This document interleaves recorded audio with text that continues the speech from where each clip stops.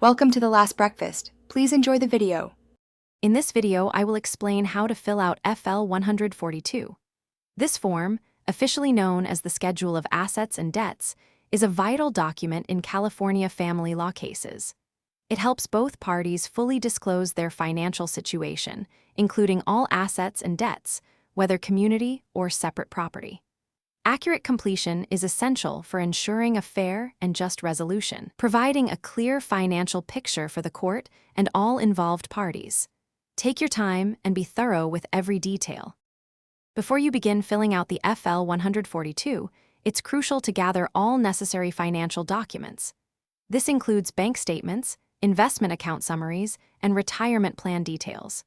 You'll also need deeds for real estate, vehicle titles, and any other proof of ownership for significant assets. Don't forget to collect all loan agreements, credit card statements, and income verification like pay stubs and tax returns. Having these items organized beforehand will make the process much smoother and more accurate. Now, let's walk through the key sections of the FL-142.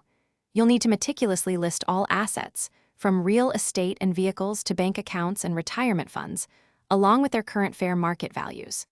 Similarly, detail all debts, including mortgages, car loans, and credit card balances, specifying the exact amounts owed. It's important to clearly distinguish between community and separate property for each item. Accuracy here is paramount, so double-check all figures and descriptions. Once you've completed the form, a thorough review is essential. Double-check every entry for accuracy and ensure all sections are complete. Make sure any required attachments, like supporting financial documents, are included. Before filing, create at least 2 copies, one for your personal records and one to serve the other party or their attorney. Finally, file the original completed and signed FL-142 with the court. This careful process helps ensure a smooth legal proceeding.